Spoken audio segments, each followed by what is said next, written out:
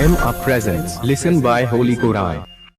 সম্মানিত আজকের জলসার সভাপতি, আমন্ত্রিত ওলামাই কেরাম, উপস্থিত এলাকার মুরব্বিয়ানে কেরাম, বয়স্ক মুরব্বীরা, তরুণ তাজা নওজওয়ান যুবক ভাই বন্ধুরা, অনতি দূরে পর্দার আড়ালে আবডালে বসা এলাকা ধার্মিক আমা ও বুবুজানেরা, আল্লাহ পাক শাহী দরবারে লাখো শুকরিয়া যে আল্লাহ রাব্বুল আলামিন পৃথিবীর সেরা নবী, বড় নবী, বিশ্ব নবী, বিশেষত আমাদের পয়গম্বর, আমাদের যাকে আল্লাহ নবী করেছেন, আমার আপনার সকলের নবী হুজুর সাল্লাল্লাহু আলাইহি ওয়াসাল্লামের স্মরণে বিশ্ব নবী দিবস উপলক্ষে আয়োজিত এ সুন্দর দামি জান্নাতের বাগানে আশেপাশে আমরা অসংখ্য মুসলমান বাস করি। বাবা, আমরা সকলে ধর্ম মানি আর নাই মানি, ইসলামটাকে জানি আর নাই চিনি, যতটুকখানি পারি অন্তত এতটুকু স্বীকার করি যে আমাদের নবী হজরত মোহাম্মদ মুস্তাফা সাল্লাল্লাহু আলাইহি ওয়াসাল্লাম কি গো সবাই মানে না? মানে না বাবা।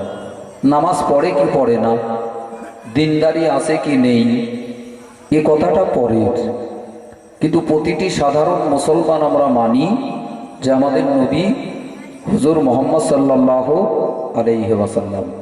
বাবাজি, সেই রসুল সাল্লাল্লাহু আলাইহি ওয়াসাল্লামের স্মরণে বছরে একদিন নবী দিবসের মাহফিল বাবা, কিন্তু মজলিসে মুসলমানদের সংখ্যা বড্ড কম। আশেপাশের মুসলমানরা ওরা যে যার ইচ্ছা মতো ঘোরাঘুরি করছি বাবা। নবী দিবসের গুরুত্ব সমাজ থেকে হারিয়ে গেছে। রসুলের মর্যাদা, নবীর দাম মুসলমান আমরাই এখনো দিতে শিখিনি। নবী দিবসের মাহফিল বাবা, যে নবীকে না চিনলে আমি আপনি মুসলমান হতে পারবো না। মুসলমান হতে গেলে টাকা আছে কি নেই, বাড়িটা ভালো না খারাপ, জায়গা জমি আছে কি নেই, ভালো কাপড় চোপড় পরে লাট সাহেবের মতো ঘোরে না ফকিরের মতো ঘোরে, এসব কথা অবান্তর। মুসলমান হতে গেলে এগুলো দরকার নেই। কি ইমানদার হতে গেলে নবীর দরকার। বা কার দরকার বলুন? নবী ছাড়া ইমানদার হওয়া যায় না, নবী ছাড়া মুসলমান হওয়া যায় না বাপ। বছরে একদিন সেই রসুলুল্লাহকে স্মরণ করব। মজলিসের হালাত দেখেন, যে নবী আতুর ঘর থেকে মরণের দোয়ার পর্যন্ত আমার আপনার জন্য উম্মতি উম্মতি করে কাঁদতে কাঁদতে দুনিয়া ছেড়ে বিদায় নিয়েছেন বাবা। ইন্তেকালের পরে, ওফাতের পরে কবরে শুয়েও যে নবী আমার আপনার জন্য উম্মতি উম্মতি করে কাঁদতেছে। জীবনে কত আলেম ওলামাদের কাছে শুনেছি বাবা, কিয়ামতের ময়দানে বিবি, বাচ্চা, আপনজন, প্রিয়জন কেউ তাকাবে না, বরং আপনার জাহান্নামের দিকে টানবে। ছেলে বলবে বাপ আমার ভালো জমিটা দেয়নি, বউ বলবে আমাকে ভালো দিন শেখায়নি। জাহান্নামের দিকে সকল আপনজন প্রিয়জনগুলো টানবে। আপনার আমার জন্য নিঃস্বার্থে যিনি খোদার দরবারে চোখের পানি ফেলে কাঁদবেন, সুপারিশ করবেন, তিনি কে? আমার আপনার প্রিয় নবী, বিশ্ব নবী হুজুর সাল্লাল্লাহু আলাইহি ওয়াসাল্লাম। জোরে বলুন সুবহানাল্লাহ। বছরে একদিন সেই নবীকে স্মরণ করবো বাপ। কেন আমরা পারিনি? মুমিনপুরের মুসলমান আজকের দিনটাতে নবী দিবস মনে করে মজলিসে একটু তাড়াতাড়ি বসা, কিন্তু ওই যে আমাদের স্বভাব হয়ে গেছে বাপ। আগের জামানায় হুজুরির জন্য লোক এসে বসে থাকতো, কখন হুজুর আসবে দুটো ওয়াজ শুনবো। আর আজকে পাল্টে গেছে বাপ, হুজুর আগে উঠে আধ ঘন্টা ধরে পাড়ার লোকেরা পায়ে তেল নামালি মাল ভরতে বেরোবে না। ঠিক ও কথা ঠিক না বেটি? কি সর্বনাশী কাণ্ড হয়ে গেছে বাপ। এজন্যে মুসলমানদের কপাল পুড়েছে বাপ। সারা পৃথিবীতে মুসলমানরা মার খাচ্ছে বাপ। জন্তু জানোয়ারের চাইতে নিচ হয়ে গেছে জাতি। টাকার অভাবে মার খায় না, আগের তুলনায় মুসলমানদের ভালো টাকা হয়েছে বাপ। দেখছেন না কাঁচা বাড়ি, সেই খুঁড়ো বাড়ি আর দেখা যায় বাপ, সব চকচক চকচক করতেছে বাপ।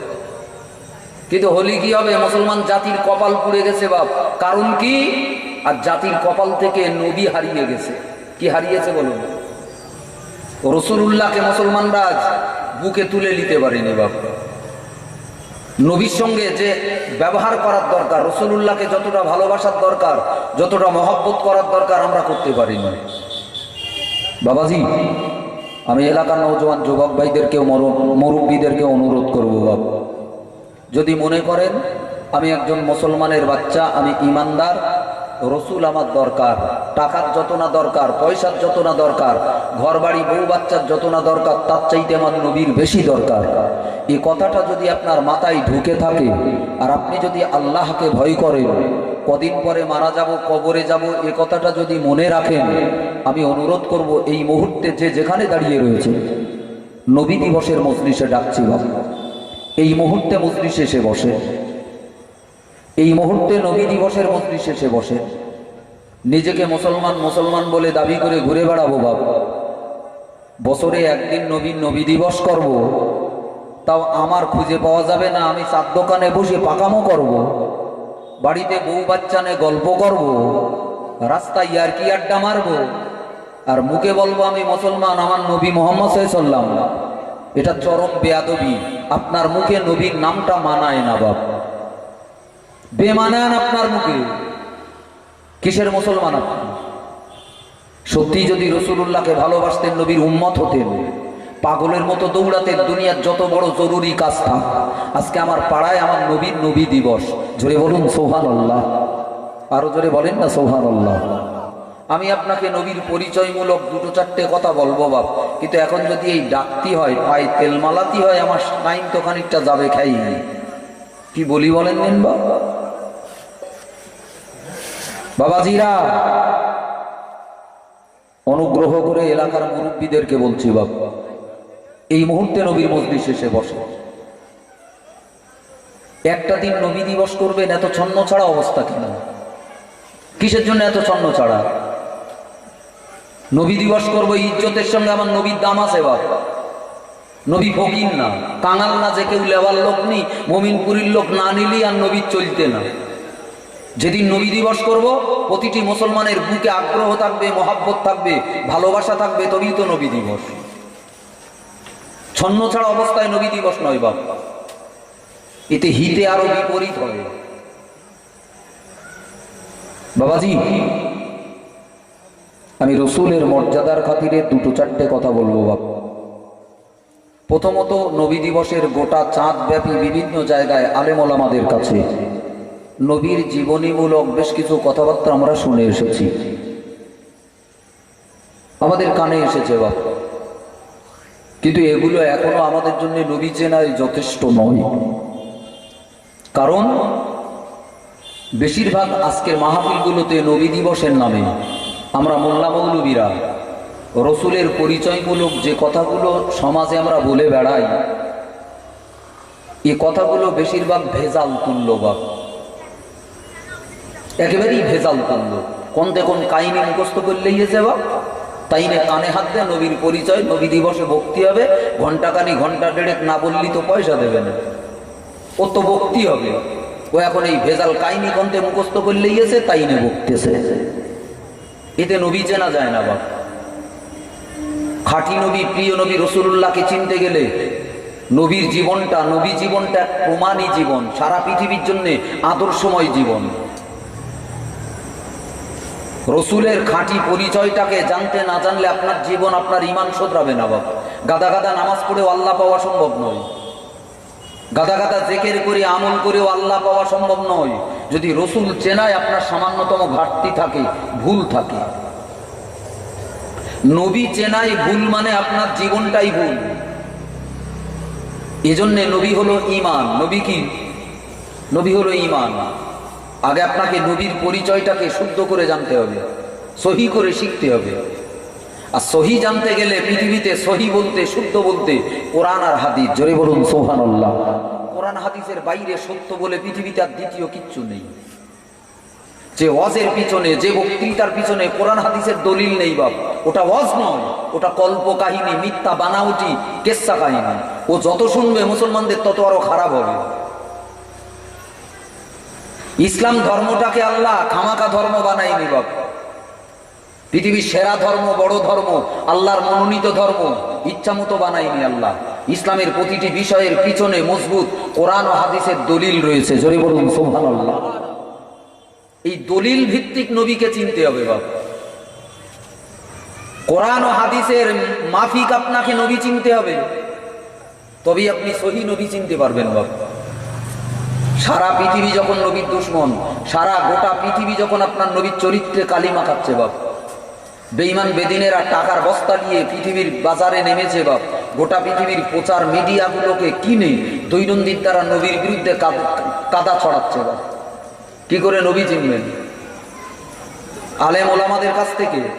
সমাজের 90 থেকে 95% মুসলমান মাদ্রাসার চৌকাট পেরোয়নি বাপ, কলেমা সহি করে বলতে পারে না, উজু ভালো করে করতে শেখেনি, সারা জীবন নামাজ পড়তে চাচারে জিজ্ঞাসা করেন দোয়া কোনটা বলো দিন চাচা, তখন বোঝা যাবেন কি হচ্ছে। মাঝে মাঝে দেখবেন বাপ, আপনাদের লজ্জা দেওয়ার জন্য বলছি না, যেটা বাস্তব,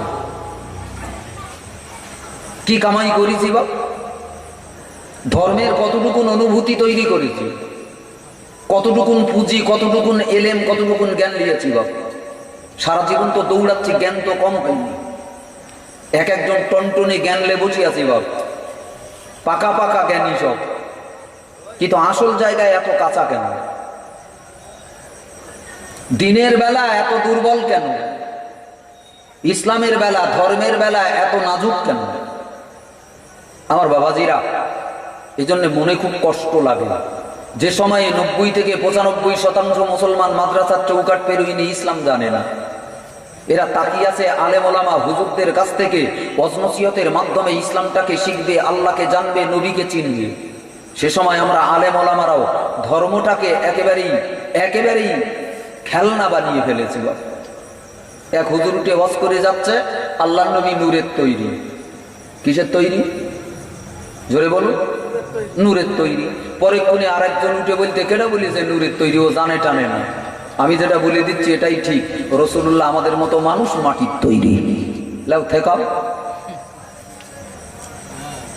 যে সমাজের ডাক্তারগুলো এখনো নারী চিনিনি, সে সমাজে রোগীর রোগ ভালো হবে কি?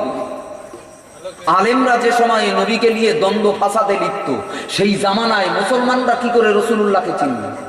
কথা বলেন, কথাগুলো কি অমূলক? আপনাকে একটু ভাববার জন্য বলে দিয়ে যাই গোটা কত কথা। রাসূলুল্লাহকে চিনতে গেলে আজকাল জামানার 90 থেকে 95% ওয়াজ সব কাহিনীমূলক। কনেগার পীর কি করে বেরিয়েছে, কোন কলা বাগান থেকে ডাকারে ধরিয়ে লেসতেছে, বোঝা খুব মুশকিল বাপ। সুত্তাল দিলেই ওয়াজ, খানিকটা টান দে বললেই ওয়াজ হইল, কান্না ওয়াজ।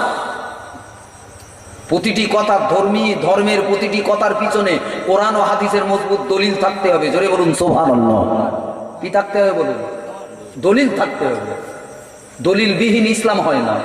আর নবীকে চিনবেন, নবীকে নেবেন, কেটা কোথায় কানে হাত দিয়ে টান দে, এমাতাতে সেমাতাতে বলিয়ে গেল আর নবী হয়ে গেল।